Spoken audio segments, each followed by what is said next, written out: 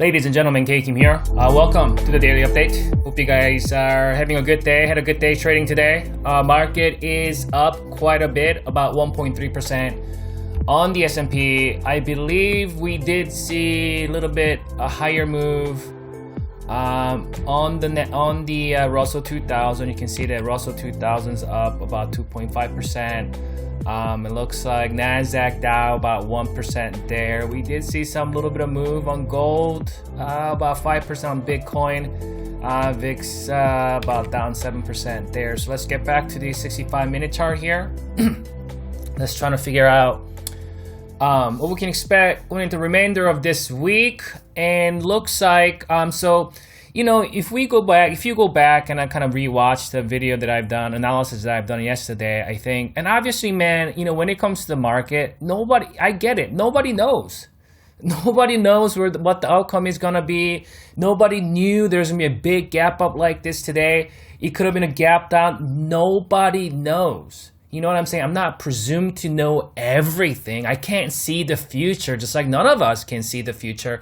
But one thing that I've been harping a lot on pretty much the last several months, you know, is that let's stick with overall trend, you know what I mean? And let's give benefit of the doubt when we're still in an uptrend. That's kind of what I've been talking about, what I've been emphasizing. It's not that I know what's going to happen. It's not that I know the market was going to get up. You know what I mean? That's just a reason why I use language like, you know, let's give benefit of the doubt.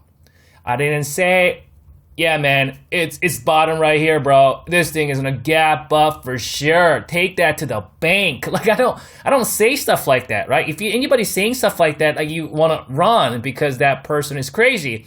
So, And that's what it means to do. That's what it means to analyze this market, right? We're trying to analyze as much as we can with the data that is at hand, right? And you always want to do your own. When you're doing your own analysis, you do your own analysis based on the data that is there, that what you see, right? You don't start projecting, right, without evidence of certain thing happening, right? Let's say if you thought this was a top, well, then you thought that the top was a couple weeks ago, or a month ago, 2 months ago, 3 months ago, 5 months ago, right? And so there has to be certain evidence, at least early evidence, an early stage of evidence, or some kind of the market breaking below certain major uptrend line, or at least getting into lower lows, lower high. We didn't see any of that. Right, we're going to talk about this here. So it looks like we gapped up. This is where we closed yesterday, and we did close with a pretty sharp Marubozu candlestick there. We also talked about the fact that we did close this gap that was opened up in the morning. And so, you know, market likes to do stuff like this quite a bit. And again, I hate to see that these kind of stuff happening and people getting scared out, but this is a reality of this market, is you will see this kind of happen over and over and over again. This is why staying too focused on the short term, right, is going to be detrimental in your performance, because if you thought that, if you got way too excited on this gap up yesterday, well, you're very disappointed on this pullback, and you thought that this pullback meant, you thought that pullback is going to lead to much further corrections, or that was it, this uptrend is dead. You start getting into a, you know what I mean, some extreme conclusion just because we had a one down day, you know what I mean, then now you're seeing the market is getting back up here. And the market is great at that. You see when, because a lot of times what happens is, you know, market gets to a certain level, right? And market prints certain price action, and everybody's looking at certain levels, and the market sees a big gap up, and we've actually seen a lot of those gap ups getting either filled or it kind of continue higher and come back down later, right?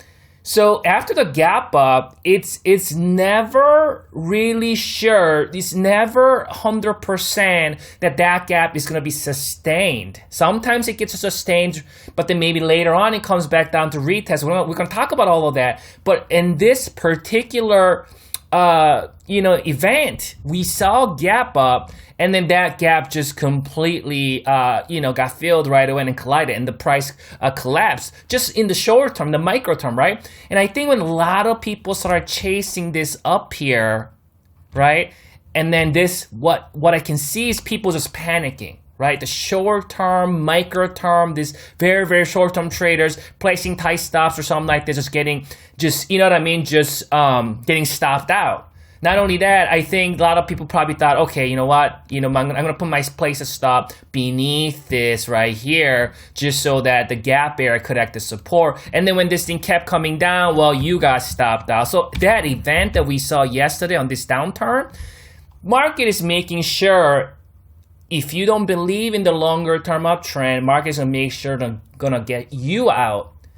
You know what I mean? Stop you out before making its run. And that's all that was, and if you didn't get too emotional, and this is kind of the theme of what we talked about last night on the last night's video, let's not get too ahead of ourselves. Let's not get too emotional just because we saw one day of downturn, because we've seen stuff like that before. And I given you example of, zooming out here, looking at things like this, and we've been talking about the rising pivot, but we've seen stuff like this before, right? And this is perfectly normal. I want you to know these kind of price action isn't crazy.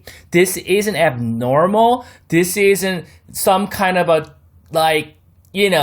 some kind of trap. I mean, the market does that a lot. And this isn't some kind of manipulated, right? Manipulated by the Fed or not. This is how the market moves.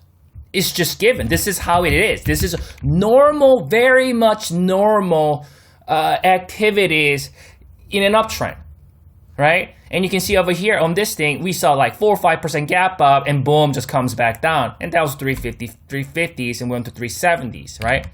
So, and that's kind of what we're talking about. I don't know where the level is going to be, when it comes a micro term, we're talking just tomorrow, next day, right? When it comes to micro term, nobody out there truly knows where the bottom is. But if you can kind of understand more of a longer term picture, then and understand the market's condition, the road condition, then there's nothing to nothing to be scared about every time there is a decline, because you're not going to have a market without declines, right? There's going to be up moves and there are declines. And I said this before, where declines are more furious, right?